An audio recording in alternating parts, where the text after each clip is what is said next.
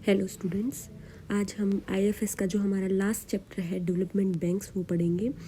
देखिए क्या है डेवलपमेंट बैंक्स का सबसे पहले इंट्रोडक्शन या मीनिंग बता रहा है। डेवलपमेंट बैंक का क्या होता है कि कोई भी इंस्टीट्यूशन जो डेवलपमेंट रिलेटेड फाइनेंशियल एक्टिविटीज़ कर रहा है या असिस्टेंस दे रहा है उसको हम डेवलपमेंट फाइनेंशियल इंस्टीट्यूशंस या फिर डेवलपमेंट बैंक्स बोल सकते हैं।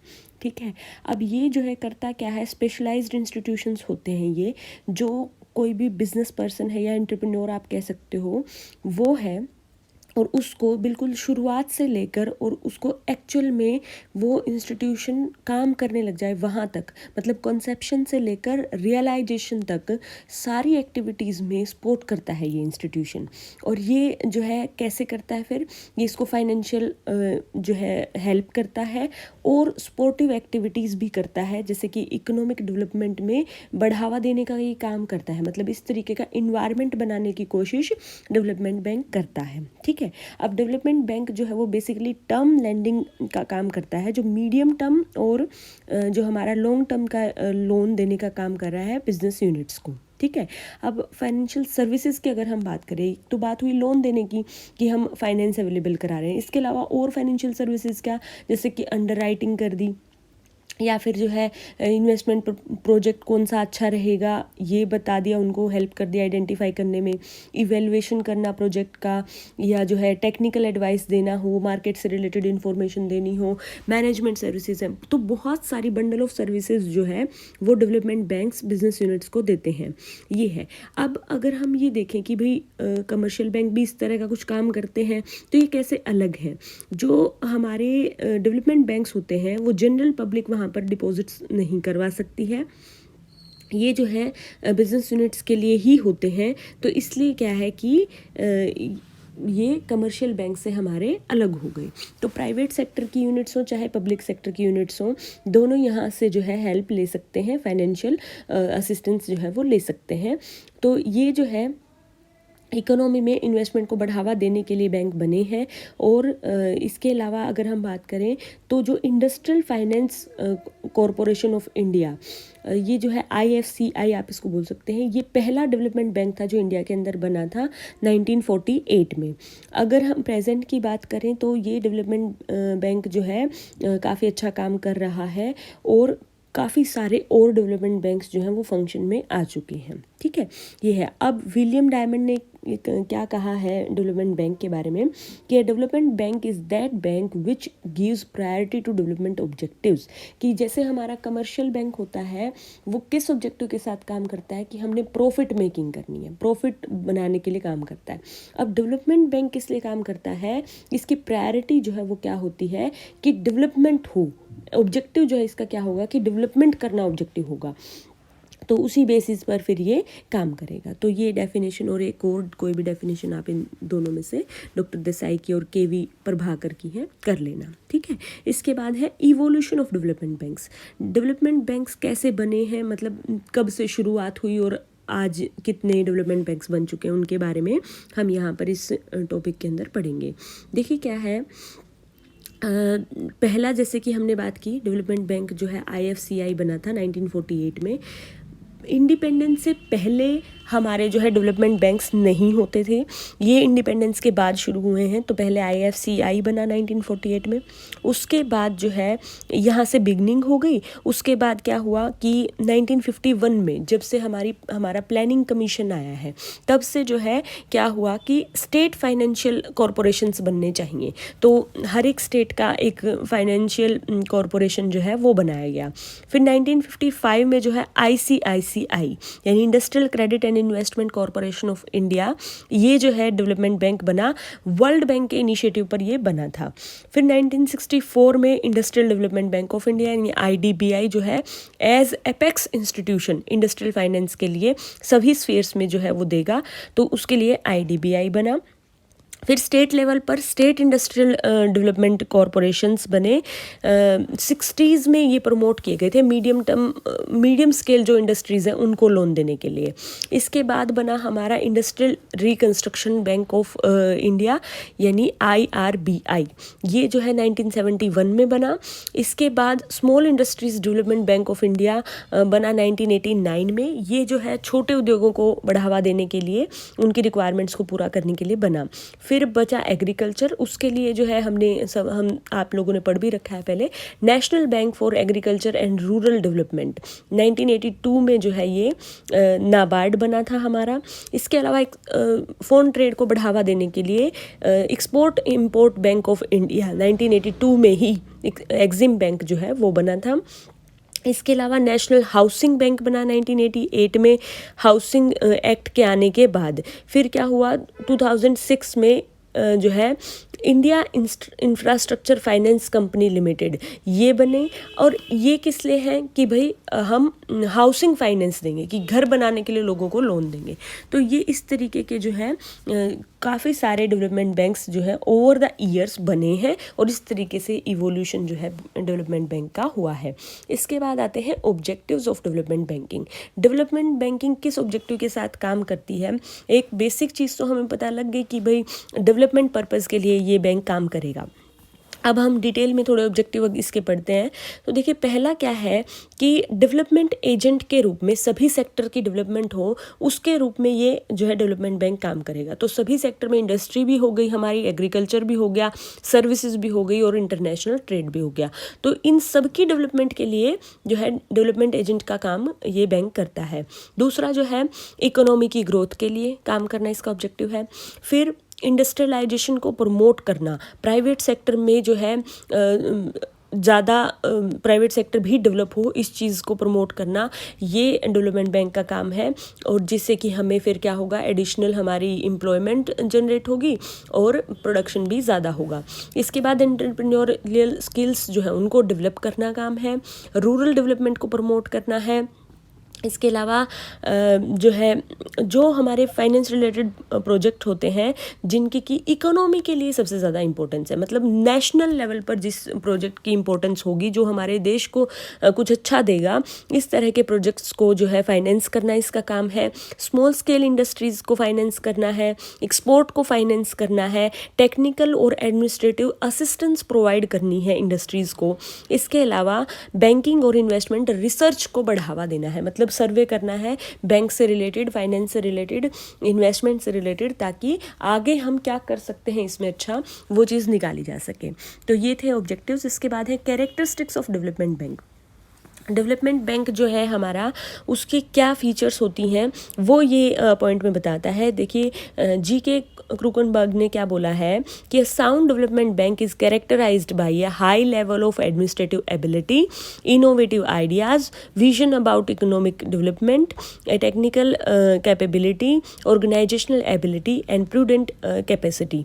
क्या कहता है ये कि एक साउंड डेवलपमेंट बैंक कौन सा होता है जिसमें ये सारी फीचर्स हों, मतलब जो मैंने अभी पढ़ी हैं वो सारी फीचर्स होनी चाहिए। जैसे कि एडमिनिस्ट्रेटिव एबिलिटी होनी चाहिए उसकी, मतलब एडमिनिस्ट्रेशन अच्छा होना चाहिए, इनोवेटिव कुछ आइडियाज़ होने चाहिए, आगे की सोच अच्छी मतलब ऐसी होनी चाहिए कि जो मतलब आगे इकोनॉमिक डेवलपमेंट में हेल्प करे, टेक्निकली साउंड होना चाहिए, जो है कैपेसिटी उसकी अच्छी होनी चाहिए, और जो है ऑर्गेनाइजेशनल एबिलिटी होनी चाहिए। तो ये सारी चीज़ें जिस बैंक के अंदर होती है वही एक अच्छा डेवलपमेंट बैंक, उसको हम साउंड डेवलपमेंट बैंक कह सकते हैं।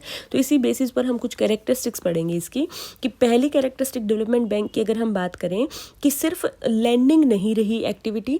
आज के टाइम पे अगर बात करेंगे हम तो डेवलपमेंट बैंक मल्टीपर्पज़ जो है इंस्टीट्यूशन बन चुका है, पैकेज ऑफ सर्विसेज देता है। जैसे हमने पहले भी बात की थी कि सिर्फ लोन देने का काम नहीं कर रहा, प्रोजेक्ट को जो है आइडेंटिफाई करना, इवेलुएट करना, रिपोर्ट्स वगैरह बनाना, उसको कैसे मैनेज करना है, रिस्क कैपिटल है या टेक्निकल एडवाइस देना हो, ये सारे काम भी कर रहा है। तो पैकेज ऑफ सर्विसेज जो है वो डेवलपमेंट बैंक्स देते हैं। तो पहला पॉइंट ये है, मल्टीपर्पज़ हो चुका है। दूसरा जो पॉइंट है उसमें क्या कहता है, इकोनॉमिक डेवलपमेंट को प्रमोट करना। सभी सेक्टर्स जो हैं हमारी इकोनॉमी के, उनको प्रमोट उनकी डेवलपमेंट में ये जो है बढ़ावा देने का काम करता है, तो इकोनॉमिक डेवलपमेंट ओवरऑल को ये बढ़ावा दे रहा है, हम ऐसे कह सकते हैं। तो इंडस्ट्री हो, एग्रीकल्चर हो, सर्विस हो, एक्सपोर्ट्स हो, कुछ भी हो हमारे, उन सब में जो है इकोनॉमिक डेवलपमेंट को बढ़ावा ये दे रहे हैं। इसके अलावा रीफाइनेंस का काम करते हैं। जो दूसरे फाइनेंशियल इंस्टीट्यूशंस हैं जो इनमें से किसी भी पर्पज़ के लिए, मतलब चाहे एग्रीकल्चर में, चाहे इंडस्ट्री में, किसी भी सेक्टर में, मतलब लोन दे रहा है इकोनॉमिक डेवलपमेंट के पर्पज़ से, उनको ये रीफाइनेंस करने का काम जो है डेवलपमेंट बैंक्स करते हैं। तो ये है। इसके अलावा ये बैंक्स जो हैं डेवलपमेंट रिलेटेड असिस्टेंस देते हैं डाइवर्स एरियाज़ में, चाहे इंफ्रास्ट्रक्चर से रिलेटेड हो, फॉरेन ट्रेड से रिलेटेड हो, एग्रीकल्चर से रिलेटेड हो, रूरल डेवलपमेंट से रिलेटेड हो, इंडस्ट्रियल डेवलपमेंट से रिलेटेड हो, हाउसिंग डेवलपमेंट से रिलेटेड हो, कुछ भी किसी भी तरह की जो ये सर्विसेज देते हैं ना, उसमें अगर असिस्टेंस देनी पड़े तो वो हर जगह पर डाइवर्स एरियाज़ में ये असिस्टेंस दे रहे हैं। ये है। इसके बाद नेक्स्ट आता है फ्यूचर को कंसीडर करके डेवलपमेंट बैंक जो है वो काम करता है। विजनरी इंस्टीट्यूशन आप ऐसा कह सकते हैं, क्योंकि जो है प्रोजेक्ट ओरिएंटेड ये लोन देते हैं। तो ये यूँ देखते हैं कि भाई इस प्रोजेक्ट में का फ्यूचर क्या होगा, क्या ये अच्छा कर पाएगा, क्या ये डेवलपमेंट कर पाएगा, उसी बेसिस पर ये लोन देते हैं और उसी प्रोजेक्ट को फिर अच्छा बनाने के लिए ये गाइडेंस भी देते हैं उस बिजनेस यूनिट को जो उस प्रोजेक्ट को चला रही है। तो वो चीज़ बताता है। इसके अलावा बताता है कि मीडियम टर्म और लॉन्ग टर्म के लोन ज़्यादातर ये जो है ये हमारी जो नीड केटर नहीं कर पा रहे थे कमर्शियल बैंक्स, उनको पूरा करने का ये काम कर रहा है। इसके अलावा पब्लिक सेक्टर हो या प्राइवेट सेक्टर, दोनों को ही, दोनों तरह के अंडरटेकिंग्स को ही ये फाइनेंशियल असिस्टेंस देते हैं। तो ये थी इसकी फीचर्स। इसके बाद डिफरेंस बताता है डेवलपमेंट बैंक और कमर्शियल बैंक में। ये आप लोग देख लेना, ज़्यादा सा डिफरेंस नहीं है, नहीं डिफरेंस तो ज़्यादा सा है लेकिन ज़्यादा सा मुश्किल नहीं है। ये आप पढ़ सकते हैं इसको, अगर कोई प्रॉब्लम हो तो आप पूछ लेना। इसके बाद नेक्स्ट क्या है, देखिए नीड फॉर डेवलपमेंट बैंक्स और रोल ऑफ डेवलपमेंट बैंक्स, कि जब हमारे पास कमर्शियल बैंक्स हैं ही तो हमें क्या ज़रूरत है डेवलपमेंट बैंक्स की, या फिर और तरह के भी बैंक्स हैं हमारे पास तो क्यों हमें डेवलपमेंट बैंक्स की ज़रूरत पड़ी। तो नेसेसिटी के बारे में ये पॉइंट है। पहला बताता है necessity of medium term and long term capital, कि बिजनेस यूनिट्स को मीडियम टर्म और लॉन्ग टर्म की कैपिटल की ज़रूरत है। जैसे कि जो हमारे छोटे उद्योग हैं उसको ट्रांसफॉर्म करना है या फिर जो है मॉडर्नाइजेशन उनके अंदर करना है, तो हमें मीडियम और लॉन्ग टर्म का लोन चाहिए उसके लिए। तो यहाँ पर कहता है कि ये जो इंस्टीट्यूशंस जो ऑलरेडी लोन दे रहे थे वो क्या कर रहे थे कि रेट ऑफ इंटरेस्ट जो है उनकी ज़्यादा होती थी। तो यहाँ पर ये डेवलपमेंट बैंक्स जो है वो रीज़नेबल इंटरेस्ट रेट पर यही चीज़ें जो है प्रोवाइड कर रहे हैं। तो इसलिए जो है इस तरह के बैंक की ज़रूरत इंडस्ट्री को महसूस हो रही थी कि ऐसा होना चाहिए। तो ये है। इसके अलावा to mobilise and channelise savings to productive investment, हमें देखिए हमने पढ़ा है कि डेवलपमेंट बैंक्स जो है कैसे लोन देता है, डेवलपमेंट पर्पज़ के लिए लोन देता है। तो यहाँ पर क्या है कि यानी कि जब डेवलपमेंट पर्पज़ के लिए लोन दिया जाएगा तो यानी डेवलपमेंट होगी ना उस प्रोजेक्ट से, तो उससे क्या होगा कि प्रोडक्टिव इन्वेस्टमेंट हो गई ना। ऐसे तो नहीं हुआ कि भाई हमने कहीं पर पैसा लगा दिया और उससे कुछ भी रिटर्न हमें नहीं मिलेगी। तो इसलिए जो है यहाँ पर सेविंग्स जो है हमारे प्रोडक्टिव चैनल में जा रही है, जो कि हमारा ओवरऑल IFS का ही ऑब्जेक्टिव है। इसके बाद नेक्स्ट आता है providing industrial finance. Industrial finance जो है वो प्रोवाइड कर रहे हैं डेवलपमेंट बैंक। ये बेसिक काम है इनका। जो हैवी और लार्ज स्केल इंडस्ट्रीज़ हैं उनको एसेंशियल जो है स्ट्रॉन्ग बनाया जाए और जो है फाइनेंशियल सपोर्ट उनको दिया जाए, तो वो ये काम कर रहे हैं और इसीलिए जो है इस तरह के बैंक्स की तो ज़रूरत हमें थी ही। तो ये है। इसके बाद आता है modernisation of small scale industry. जो छोटे उद्योग हैं उनको जो है आगे लेकर जाना है हमें, तो उसके लिए हमें क्या करना पड़ेगा, उनको कंसेशनल रेट पर लोन देना पड़ेगा। लेकिन कमर्शियल बैंक जो है वो ऐसा नहीं कर सकती थी, क्योंकि commercial bank profit making institution होता है। तो इसलिए जो है डेवलपमेंट बैंक्स की ज़रूरत वहाँ पर थी। तो हमने जो है small industries development Bank of India जो है वो बनाया और वो इसी और काम कर रहा है स्पेशल, कि स्मॉल स्केल इंडस्ट्रीज़ की जो नीड्स हैं उनको पूरा किया जा सके। इसके बाद है ट्रांसफॉर्मेशन ऑफ एग्रीकल्चर। एग्रीकल्चर में ट्रांसफॉर्मेशन की हमें ज़रूरत थी कि हम जो है कमर्शियल पर्पज़ से ये प्रॉफिटेबल इन्वेस्टमेंट जो है हमारी हो एग्रीकल्चर में और हम इससे जो है प्रॉफिट कमा सकें। सिर्फ ये नहीं कि भाई हमने अपना पालन पोषण करना है, इतनी ही हम खेती करें और फिर जो है आगे उसको कुछ बढ़ावा ना दे सकें, ये नहीं होना चाहिए। क्या कहता है कि हम उसको बेचकर प्रॉफिट भी कमा सकें, ऐसा कुछ करेंगे। तो उसको ट्रांसफॉर्म करने की ज़रूरत थी हमें, उसके लिए ही हमने जो है नाबार्ड बनाया। तो जो है छोटे उद्योग नहीं, छोटे आर्टिसंस जो हैं और ये जो है किसान जो है उनको लोन देने का काम ये कर रहा है, या फिर जो कोई और इनको लोन दे रहा है उसको रीफाइनेंस भी कर देता है नाबार्ड। तो इसके लिए ज़रूरत थी तो हमने ये बनाया। इसके बाद आता है एक्सपोर्ट ओरिएंटेड ग्रोथ। ऑब्वियसली किसी भी कंट्री का अगर एक्सपोर्ट बढ़ता है तो ओवरऑल इकोनॉमिक डेवलपमेंट होती है उससे। तो यहाँ पर कहता है कि एक्सपोर्ट ओरिएंटेड जो यूनिट्स हैं हमारी, उनकी फाइनेंशियल नीड्स को पूरा करने के लिए डेवलपमेंट बैंक की ज़रूरत थी। तो इसलिए हमने एक्सपोर्ट इंपोर्ट बैंक जो है वो बनाया एज डेवलपमेंट बैंक। और जो हमारा जो ये प्रॉब्लम थी हमारी कि हम एक्सपोर्ट ओरिएंटेड यूनिट्स की डिमांड जितनी थी जो है फाइनेंस की वो पूरी नहीं कर पा रहे थे, वो हमने कोशिश की एग्जिम बैंक के ज़रिए पूरा करने की। ये है। इसके बाद आता है अंडर डेवलप्ड कैपिटल मार्केट। हमारी जो कैपिटल मार्केट है, प्राइमरी और सेकेंडरी मार्केट जो है हमारी, वो अंडर डेवलप्ड है। तो जो हमारी फाइनेंशियल नीड्स हैं वो मार्केट से पूरी नहीं हो पाती।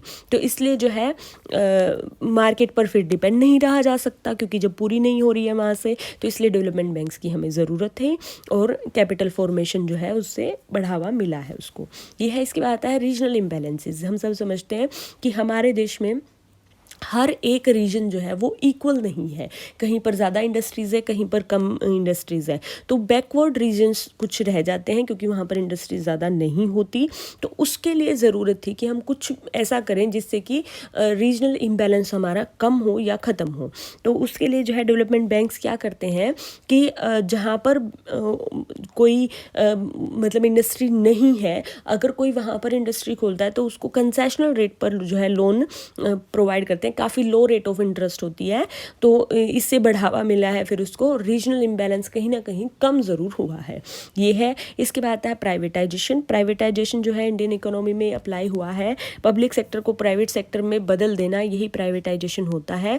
तो फाइनेंशियल रिसोर्सेज जो है हमें पता है कि प्राइवेट सेक्टर के पास लिमिटेड होते हैं। अब देखो, एक तो पब्लिक सेक्टर का ऑर्गेनाइजेशन होगा तो उनके पास कंपैरेटिवली ज़्यादा रिसोर्सेज होते हैं ना फाइनेंस से रिलेटेड, लेकिन प्राइवेट सेक्टर के पास इतने ज़्यादा रिसोर्सेज नहीं होते। तो उनको ही फाइनेंशियली सफिशिएंट बनाने के लिए हमें डेवलपमेंट बैंक्स की ज़रूरत थी। तो इस चैलेंज को भी, प्राइवेटाइजेशन का जो चैलेंज है उसको भी जो है डेवलपमेंट बैंक्स मीट करते हैं कहीं ना कहीं, इसलिए हमें इनकी ज़रूरत महसूस हुई। इसके बाद आता है ग्लोबलाइजेशन। ग्लोबलाइजेशन के आने से, ग्लोबलाइजेशन हम सब समझते हैं कि हमारा वर्ल्ड जो है वो एक इकोनॉमी है, इसको हम ग्लोबलाइजेशन कहते हैं। मतलब कि जैसे हम अपने देश में कोई भी चीज़ें परचेज सेल कर सकते हैं, ऐसे ही हम दूसरे देशों के साथ भी कर पाएंगे, कोई रिस्ट्रिक्शन नहीं होगी। जब ऐसा होगा तो जो दूसरे देशों की कंपनीज़ हैं वो हमारे देश में भी आएंगी। हमारे देश में आई तो हमारे देश की जो छोटी कंपनीज़ हैं उनको उनके साथ कंपटीशन का सामना करना पड़ेगा, लेकिन हमारे देश की कंपनीज़ के पास उतने ज़्यादा फाइनेंशियल रिसोर्सेज नहीं थे। तो इसलिए जो है ज़रूरत महसूस हुई कि हम उनको फाइनेंशियली साउंड बनाएं, ताकि वो जो दूसरे देशों से कंपनीज आ रही हैं और जो कंपटीशन बन रहा है उसका सामना कर पाएँ और अच्छी क्वालिटी के प्रोडक्ट जो हैं वो बना पाएँ, ताकि कंपटीशन में वो रह सकें। तो डेवलपमेंट बैंक्स जो है यहाँ पर उनकी हेल्प करते हैं, इसलिए हमें नीड है इनकी। तो ये थे हमारे कि हमें क्यों ज़रूरत डेवलपमेंट बैंक्स की महसूस हुई। इसके बाद जो नेक्स्ट टॉपिक है वो है principal functions of development banks. Development bank जो है बेसिकली क्या क्या काम करता है उसके बारे में ये टॉपिक है। तो ये है रिलेटेड टॉपिक ही जो हमने अभी पढ़ा है उससे, तो जल्दी जल्दी से इसे करेंगे। देखिए क्या है, इंडस्ट्रियल डेवलपमेंट करने का काम करता है IFCI, IDBI, ICICI, SIDBI, IIBI। ये सारे जो हैं हमारे डेवलपमेंट बैंक्स हैं और ये कंट्रीब्यूट करते हैं, टर्म लोन प्रोवाइड करते हैं और रीफाइनेंसिंग की भी एक्टिविटीज़ करते हैं। ये इंडस्ट्री के लिए, इंडस्ट्री को क्रेडिट देते हैं मतलब कि। और SIDBI जैसे है वो तो स्पेशली जो छोटे, बिल्कुल छोटे उद्योग है ना, माइक्रो और स्मॉल इंडस्ट्रीज़ जो हैं उनको जो है बढ़ावा देने के लिए लोन देता है। तो इंडस्ट्रियल डेवलपमेंट करना बेसिक फंक्शन डेवलपमेंट बैंक्स का है। दूसरा है एंटरप्रेन्योरियल डेवलपमेंट। एंटरप्रेन्योरशिप अगर ज़्यादा होगी हमारे देश में तो ओवरऑल इकोनॉमी डेवलप होगी। तो उसके लिए क्या ज़रूरत है कि भाई नए प्रोजेक्ट को आइडेंटिफाई किया जाए, प्रिपेयर किया जाए उसको, और उसको इवेलुएट किया जाए कि फिजिबल है या नहीं, टेक्निकली सही रहेगा या नहीं, मैनेजरियल और टेक्निकल सर्विसेज देना है, मार्केट सर्वेज करने हैं, लोन अगर ले रहा है कोई भी पर्सन जो कि एंटरप्रेन्योर है तो उसको जो है गारंटी की ज़रूरत पड़ती है, अंडरराइट करने देखने की ज़रूरत पड़ती है अगर वो जो है फंड्स रेज कर रहा है कैपिटल मार्केट से। तो इन सब चीज़ों के लिए एंटरप्रेन्योरियल डेवलपमेंट के लिए हेल्प कर रहा है हमारा डेवलपमेंट बैंक। तो ये है। इसके बाद आता है promoting phone trade. Phone trade को जो है प्रमोट करना बहुत ज़्यादा ज़रूरी है किसी भी देश के लिए, कि हम जो है दूसरे देशों से जुड़े रहें और हम जो है ज़्यादा से ज़्यादा एक्सपोर्ट्स जो है वो हमारे बढ़ा सकें। तो उसके लिए जैसे हमने अभी पीछे बात की थी कि एग्जिम बैंक हमने बनाया है जो कि मीडियम और लॉन्ग टर्म का एक्सपोर्टर और इम्पोर्टर दोनों को जो है लोन प्रोवाइड करता है।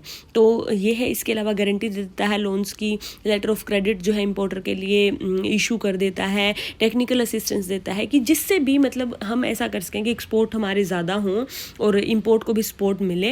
वो सारी चीज़ें एग्जिम बैंक कर रहा है। तो ये बेसिक काम है डेवलपमेंट बैंक का। इसके बाद आता है rehabilitation of sick industries units.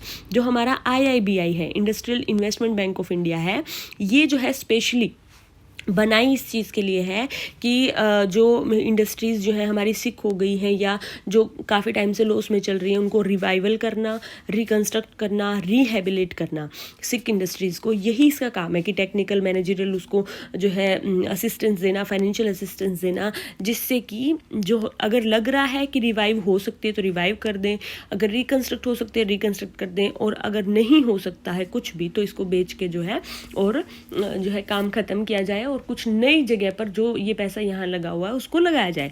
तो वो चीज़ है। इसके बाद contributes to development of capital market.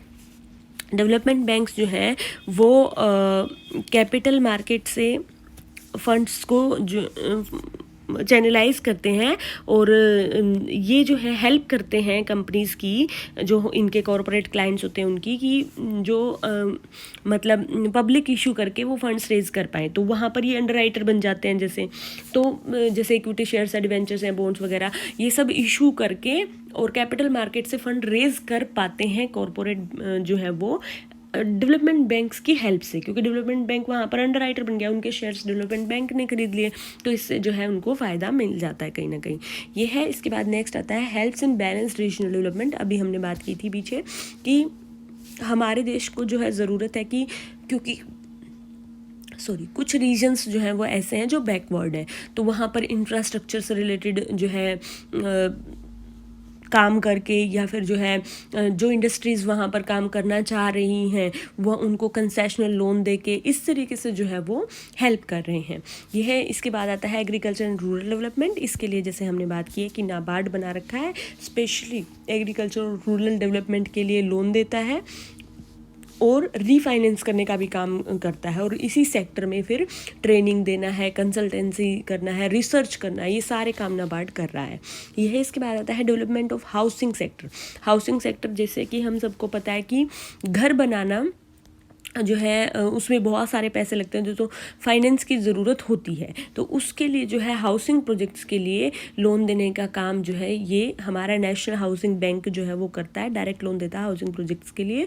तो ये जो है एक अच्छा काम कर रहा है। इसके अलावा कुछ और फंक्शंस भी हैं, जैसे कि प्रोजेक्ट की कैसे इम्प्लीमेंट किया जाए, इस चीज़ की पॉलिसी जो है गवर्नमेंट की क्या पॉलिसी है उसके हिसाब से कैसे ये जो है प्रोजेक्ट इम्प्लीमेंट होना चाहिए। तो बैंक जो है इस चीज़ में हेल्प करता है। इसके अलावा जो है मार्केट सर्वे करता है बैंक, जिससे कि बहुत सारी चीज़ें निकल कर आती हैं और फिर उससे पॉलिसी बनाने में मदद होती है। तो वो है। इसके अलावा फाइनेंशियल रिसोर्सेज को मोबिलाइज करना, ये बॉन्ड्स वगैरह और पब्लिक डिपॉजिट्स को इनवाइट करके और चैनलाइज करता है फिर उस पैसे को ये प्रोडक्टिव पर्पसेस में। तो ये कुछ अदर फंक्शंस थे। इसके अलावा जो हमारे मेन डेवलपमेंट बैंक्स हैं वो क्या क्या काम कर रहे हैं उसका थोड़ा सा डिटेल में दिया है यहाँ पर। जैसे कि IDBI है, पहले ये डेवलपमेंट बैंक था, फिर बाद में ये कमर्शियल बैंक में कन्वर्ट हो गया था। तो ये क्या काम करता है IDBI जो है प्लान करता है, प्रमोट करता है और डेवलप करता है इंडस्ट्रीज़ को, जो इंडस्ट्रियल स्ट्रक्चर है उसको स्ट्रेंथन करने में। और जो गैप रह गया ना कि कमर्शियल बैंक जो है इतना लोन नहीं दे पाए हैं या इतनी हेल्प नहीं कर पाए हैं जिन इंडस्ट्रीज़ में, वहाँ पर ये हेल्प गैप फिलर का काम करता है कि वो जो गैप रह गया उसको ये फिल कर देता है। ये है। इसके अलावा टेक्निकल एडमिनिस्ट्रेटिव असिस्टेंस देता है, मैनेजमेंट और एक्सपेंशन करने के लिए इंडस्ट्रीज़ की। इसके अलावा ये रिसर्च करने का, सर्वे करने का, टेक्नो इकोनॉमिक स्टडीज़ करने का काम करता है, जिससे कि इंडस्ट्री की डेवलपमेंट आगे आने वाले समय में ज़्यादा हो सके। ये एक एपेक्स इंस्टीट्यूशन है जो कि टर्म फाइनेंस देने का काम करता है, और जो है बाकी इंस्टीट्यूशन जो यही काम कर रहे हैं उनको, उनकी एक्टिविटीज़ को कोऑर्डिनेट करने का काम करता है, और इसको कि किस तरीके से मतलब बढ़ावा दिया जा सकता है उनके काम को, उसमें उनकी हेल्प करता है। इसके अलावा लेंडर ऑफ लास्ट रिजोर्ट का काम करता है। इस तरह की जो है कंपनीज के इस तरह के इंस्टीट्यूशंस के लिए जो कि नेशनल प्रायोरिटी के लिए लोन दे रहे हैं। नेशनल प्रायोरिटी मतलब हमारे देश के लिए जो चीज़ें अच्छी हैं, अगर मान लो कोई कमर्शियल बैंक है और वो उसी पर्पज़ के लिए लोन दे रहा है जिस पर्पज़ के लिए हमने IDBI बनाया, तो IDBI उसको भी हेल्प करती है, तो ये उसको भी मतलब रीफाइनेंस कर देती है ये, तो इस तरीके से ये हेल्प कर रही है। इसके अलावा IFCI है, ये मीडियम और लॉन्ग टर्म का लोन जो है इंडस्ट्रियल कंसर्न्स को देता है। इसके अलावा ICICI है, industrial Credit and Investment Corporation of India. ये जो है पहले डेवलपमेंट बैंक होता था, अब जो है ये कमर्शियल बैंक में कन्वर्ट हो चुका है। और ये जो है क्या क्या काम करता है एज डेवलपमेंट बैंक, इसने क्या क्या किया है, इसने जो है असिस्टेंस प्रोवाइड करी है क्रिएट करने में, एक्सपेंड करने में और मॉडर्नाइजेशन करने में इंडस्ट्रियल जो हमारे एंटरप्राइजेज हैं उनको, ये है। इसके अलावा यहाँ पर एनकरेज करता है, प्रमोट करता है प्राइवेट कैपिटल की पार्टिसिपेशन को, कि इंडस्ट्रियल जो एंटरप्राइजेज हैं उनमें प्राइवेट कैपिटल हो, इस चीज़ को प्रमोट करता है, ये है। इसके अलावा ये इंडस्ट्रियल इन्वेस्टमेंट और डेवलपमेंट जो है इन्वेस्टमेंट मार्केट में उस चीज़ को बढ़ावा देता है कि मार्केट से हम फंड रेज करें और उस पैसे को हम सही जगह पर प्रोडक्टिव पर्पज़ में लगाएं, उस चीज़ को ये इनकरेज करता है, ये है। इसके बाद ICICI था ये। इसके बाद आता है IIBI, industrial investment bank of India. ये क्या काम कर रहा है, जो हमारे बीमार औद्योगिक इकाइयाँ हैं यानी कि सिक इंडस्ट्रियल यूनिट्स जो हैं उनको रिहेबिलेट करने का काम, कि कैसे भी करके उनको कैसे प्रॉफिट मेकिंग बनाया जा सकता है जो लॉस में चल रही हैं, या फिर अगर कोई पॉसिबिलिटी नहीं है तो आप उसको रिकंस्ट्रक्ट कर दो, बंद करके कुछ नया कर लो। तो ये सारा चीज़ को देखना, इससे रिलेटेड फाइनेंस प्रोवाइड करना IIBI का काम कर रहा है ये इसके लिए, ठीक है। यह इसके बाद आता है national bank of agriculture and rural development, NABARD. ये आप पहले भी पढ़ चुके हो लेकिन फिर से थोड़ा सा आ गया तो देख लेते हैं। प्लानिंग प्रमोट करना ऑपरेशनल मैटर्स में, कि एग्रीकल्चर को कैसे बढ़ावा दिया जा सकता है, रूरल डेवलपमेंट कैसे की जा सकती है, इन चीज़ों को देखना। इसके अलावा ट्रेनिंग देना, रिसर्च करना, कंसल्टेंसी सर्विसेज देना एग्रीकल्चर और रूरल डेवलपमेंट से संबंधित, ये है। इसके अलावा कोऑर्डिनेट करना उन इंस्टीट्यूशंस के साथ जो कि इसी तरह का काम कर रहे हैं। जैसे मान लो कोई एग्रीकल्चर के लिए लोन दे रहा है ऑलरेडी कोई बैंक, तो उसके साथ कोऑर्डिनेट करके काम करता है। और उनके लिए लेंडर ऑफ लास्ट रिजोर्ट का भी काम करता है, कि कोई भी अगर नेशनल प्रायोरिटी है हमारी जैसे एग्रीकल्चर और इन्हीं चीज़ों से संबंधित लोन दे रहा है तो उसको लोन दे देता है नाबार्ड, ये है। इसके अलावा सिडबी है। सिडबी जैसा कि हमने पहले पढ़ा कि जो स्मॉल स्केल इंडस्ट्रीज़ हैं उनको प्रमोट करना, उनकी फाइनेंसिंग करना, उनको डेवलपमेंट करना, इस चीज़ को सर्व करता है ये, और कोऑर्डिनेट करता है ऐसे इंस्टीट्यूशंस के साथ जो इस तरह का काम कर रहे हैं। तो ये जो है हमारा सिडबी करता है। तो ये था हमारा जो हम पढ़ रहे थे कि मेन फंक्शंस जो है वो क्या क्या कर रहे हैं डेवलपमेंट बैंक्स। इसके बाद आता है रीसेंट डेवलपमेंट क्या हुई है डेवलपमेंट बैंकिंग में। जो हमारी डेवलपमेंट बैंकिंग है उसमें ओवर द ईयर्स हमने क्या क्या किया है। पहले बताता है डाइवर्सिफिकेशन ऑफ एक्टिविटीज़, कि डेवलपमेंट बैंक्स का पहले काम क्या होता था, टर्म लोन देना, मीडियम टर्म और लॉन्ग टर्म के लोन देते थे ये। लेकिन अब जो है जैसे हमने बात की कि पैकेज ऑफ सर्विसेज ये दे रहे हैं, तो ये चाहे टेक्निकल असिस्टेंस देना हो या फिर जो है फाइनेंशियल असिस्टेंस देना हो, मैनेजमेंट से रिलेटेड कंसल्टेंसी सर्विसेज देनी हो, या सर्वे करना हो, या एंटरप्रेन्योर्स को ट्रेनिंग देनी हो, या फिर जो है ये प्रोजेक्ट्स को इवेलुएट करना है, या प्रोजेक्ट को आइडेंटिफाई करना हो, या फिर अंडर राइटिंग करनी हो, ये सारी एक्टिविटीज़ जो है आजकल डाइवर्सिफिकेशन कर दी है डेवलपमेंट बैंक ने, और ये सारी एक्टिविटीज़ ये कर रहे हैं। ये है। इसके बाद है emergence of specialised development institutions. Development banks जो है वो पहले कम थे, लेकिन फिर बाद में धीरे धीरे करके काफ़ी ज़्यादा बढ़ गए हैं। जैसे हमने बात की कि शुरू में IFCI था, फिर ICICI आया, IDBI आया, एक्सिम बैंक आया, नाबार्ड आया, अब मुद्रा बैंक भी आ गया है, एक NHB हो गया, बहुत सारे हो गए हैं अभी। तो ये अलग अलग स्पेशलाइज्ड सर्विसेज देते हैं। जैसे NHB हमारा हाउसिंग फाइनेंस के लिए हो गया, ये हमारा नाबार्ड जो है एग्रीकल्चर के लिए हो गया है, एक्सिम बैंक हमारा एक्सपोर्ट इंपोर्टर के लिए लोन देने के लिए हो गया। तो ये क्या है कि अलग अलग सर्विसेज के लिए अलग अलग बन गए, तो स्पेशलाइज्ड सर्विसेज अलग अलग दे रहे हैं ये। तो ये इमरजेंस एक नई चीज़ हुई है, ये है। इसके बाद आता है increased competition with commercial banks. Commercial banks के साथ कंपटीशन जो है वो बढ़ गया है। क्यों? क्योंकि कमर्शियल बैंक्स ने भी अपनी एक्टिविटीज़ को डाइवर्सिफाइड कर लिया। Commercial bank merchant banking services देने लग गया, और डेवलपमेंट बैंक जो है, जो सिर्फ पहले डेवलपमेंट रिलेटेड काम ही करता था, सिर्फ लॉन्ग टर्म या मीडियम टर्म के लोन ही देता था, अब उसने क्या कर दिया, उसने भी अपनी एक्टिविटीज़ को डाइवर्सिफाई कर दिया। तो इनका आपस में क्या हो गया, कंपटीशन हो गया। और कुछ जो डेवलपमेंट बैंक्स थे वो तो अब जो कमर्शियल बैंक के रूप में भी काम करने लग गए। जैसे ICICI जो है अब ICICI बैंक बन गया है, ऐसी IDBI भी अब IDBI बैंक बन गया है। तो ये जो है, इससे कंपटीशन जो है दोनों का, कमर्शियल बैंक का और जो हमारा डेवलपमेंट बैंक का है, वो बढ़ गया है। ये रिसेंट चेंजेस हुए हैं। इसके बाद है increased use of technology. Technology का जो यूज़ है वो डेवलपमेंट बैंक्स ने शुरू किया है। इससे इनकी ऑपरेशनल एफिशिएंसी भी जो है वो बढ़ी है। 24/7 अब ये सर्विसेज दे सकते हैं। जैसे पहले इनिशियल पब्लिक ऑफर अगर किसी कंपनी को करना होता था तो वो बैंक्स की हेल्प से ही करते हैं, हम सबको पता है। लेकिन ये काफ़ी ज़्यादा जो है मुश्किल काम हो जाता था और पेपर वर्क भी बहुत ज़्यादा हो जाता था इसमें। लेकिन अब इंफॉर्मेशन टेक्नोलॉजी के यूज़ की वजह से क्या हो गया है, काफ़ी कन्वीनियंट हो गया है IPOs वगैरह करना। तो ये अपने कॉरपोरेट क्लाइंट्स के लिए IPOs जो है वो करते हैं और उसमें हेल्प कर रहे हैं। तो ये आसान हो गया है बेसिकली काम, ये है। इसके बाद आता है change in type of lending. Type of lending में भी चेंज आया है कि पहले बिजनेस यूनिट्स को टर्म लोन प्रोवाइड करने का काम ये करते थे। अब जो है डेवलपमेंट बैंक शॉर्ट टर्म और मीडियम टर्म के लोन भी काफ़ी ज़्यादा देने लग गए हैं। इससे जो है इनकी एक्टिविटीज़ लैंडिंग की जो है वो भी बढ़ी है, हम ऐसा कह सकते हैं। इसके बाद आता है स्ट्रिक्ट मॉनिटरिंग ऑफ RBI।